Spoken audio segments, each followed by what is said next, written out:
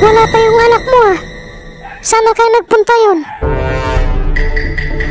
Saan ba nagpunta ang batang yun? Hindi ba siya nagpaalam sa'yo? Ang sabi niya sa akin, ay maghahanap lang daw siya ng gagamba. Doon, sa may mga halamanan. Pero hanggang ngayon, ay wala pa rin siya, Antonio. Gabi na. Masyadong napakadelikado ng gumala ngayon, lalong-lalo na sa gabi. At lalong-lalo na doon, sa teritoryo ng aswang. Hindi tayo pwedeng makipagsabalaran, Bita. Nasaan na ba kasi ang anak mo yun? Ba't hindi pa umuwi hanggang ngayon?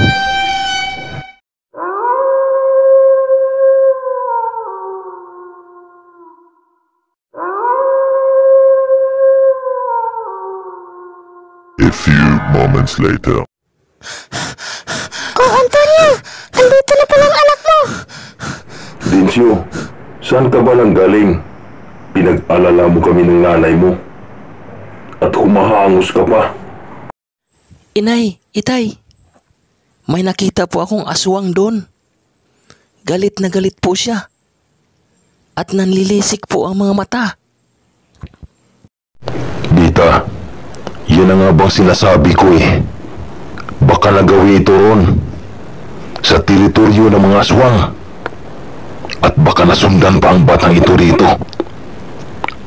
Lagot tayo. Huwag po kayong mag-alala, itay. Hindi po ako nasundan ng aswang.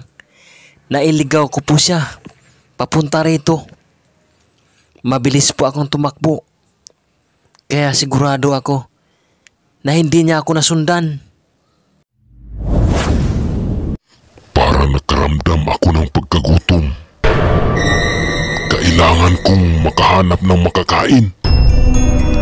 Yung sariwang laman at dugo ng mga tao. Kaya kailangan kong gumala at maghanap. Kaya humanda kayo sa akin.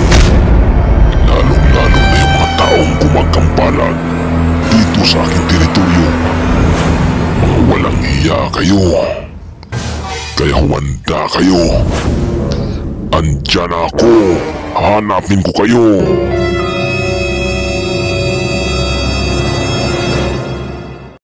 Oh, mga idol, nabitin ba kayo? Huwag mag-alala, may kasunod pa yan. Kaya abangan. Anyway mga idol, sa mga gusto magpa-shoutout, comment below lang po. At huwag kalimutang mag-subscribe, i-like at i-share ang ating video.